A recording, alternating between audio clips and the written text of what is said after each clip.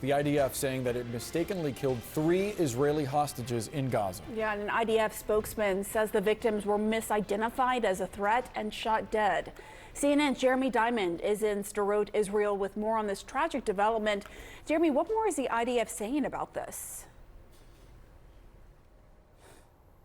Yeah, it's very sad news, and the Israeli military is admitting that soldiers effectively mistakenly identified these 3 Israeli hostages as a threat and shot and killed them during combat operations being conducted in Shajaiya, which has been the scene of very heavy fighting between Israel and Hamas over the course of the last week. 2 of the 3 hostages have been identified. One of the families of one of the deceased hostages asked that their name not be broadcast, but the 2 who we can tell you are Yotam Chaim, who was kidnapped from Kibbutz Kfar Aza on October 7th, and the second is Samer Talalka, who was kidnapped from Kibbutz Nir Am, also on October 7th. The Israeli military effectively recovered these bodies in Gaza, moved them to Israel, where they were taken to a forensic center and then subsequently positively identified as the bodies of 3 hostages who were kidnapped by Hamas on October 7th. Now, we should note amid all of this that this comes as the Israeli military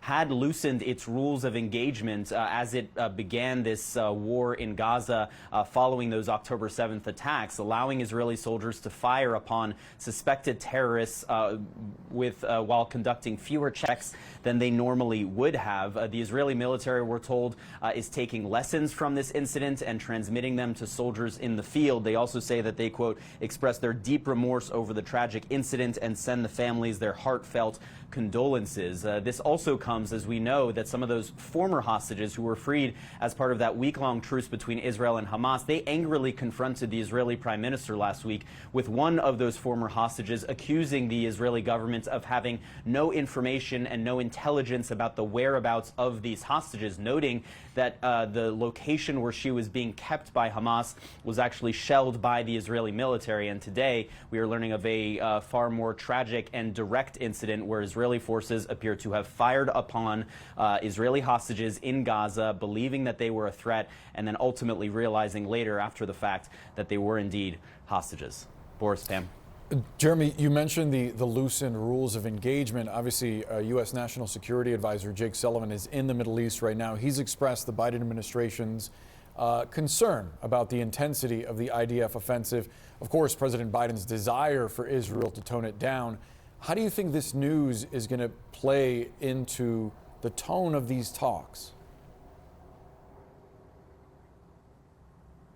Well, we'll have to wait and see. I mean, hostage negotiations are one of the key elements of Jake Sullivan's visit and meetings with Israeli officials. But as you noted, one of the other focuses is indeed the civilian casualty count. I mean, we have watched as now nearly 19,000 Palestinians have been killed in Gaza. Some of those combatants, many of those non-combatants, including over 7,000 children who are believed to be among those who have been killed in Gaza, according to the Palestinian Ministry of Health. And Jake Sullivan said earlier today that he believes Israel intends to distinguish between Hamas targets and civilians, but that intention does not always line up with the reality on the ground. And that reality, that mismatch, has really, up until now, mostly applied to Palestinian civilians. But in this case, it appears to also be matching up to a reality that has now affected and resulted in the loss of life of 3 Israeli civilians who were held hostage by Hamas and unfortunately today killed by Israeli forces. All right, Jeremy Diamond, thank you so much. And joining us now is IDF spokesperson Lieutenant Colonel Jonathan Conricus. Jonathan, how did this happen? What can you tell us? Yes, good evening. It's night here in Israel. A very sad and tragic event, one that the IDF, of course, terribly regrets and has told that to the families. We are investigating how it happened. One of the contributing factors are obviously related to the fact, or can obviously be related to the fact that so far what we have encountered on the battlefield are many Hamas combatants that have been dressed in civilian clothes. And I'm quite sure that that has been part of the issue here, but it's still very early to understand and to say certain things.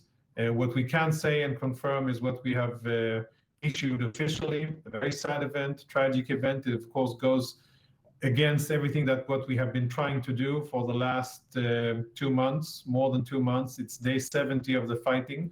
But even a sad event like this will not shake our resolve, and it will not divert us from the focus, which is clear: to dismantle Hamas and safety to Israelis. Sir, you broke up there at the end, but I'm curious because you mentioned that the IDF is still trying to get details on exactly what transpired. In a statement from the IDF, it says that immediate lessons from the event have been learned, which have been passed on to all IDF troops in the field. Can you share what those lessons were, if there's going to be a different approach by the IDF now?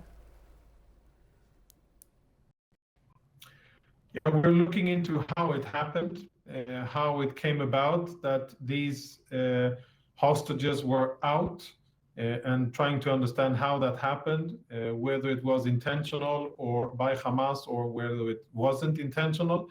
And what we have told our troops is to exercise additional caution when being confronted with people in civilian clothes. Again, part of the complexity here is that we're fighting in a civilian environment where almost all of the RPG crews and IED crews that have been attacking our tanks and our troops have been dressed in civilian clothes. So it creates a very dynamic and challenging combat environment. And what we have told our troops is to be extra vigilant and do one more safety check before dealing with kinetics, with any threat that they face on the battlefield. But it is a very challenging environment that our troops are in. Just to follow up on what you said these hostages were out. Can you just expand on that a little bit? What do you mean by that? Just the circumstances around this. And as we just heard our Jeremy Diamond talk about the fact that the rules of engagement have been loosened since the October 7th attack, do you think that could have played a role in the killings of these 3 Israeli hostages?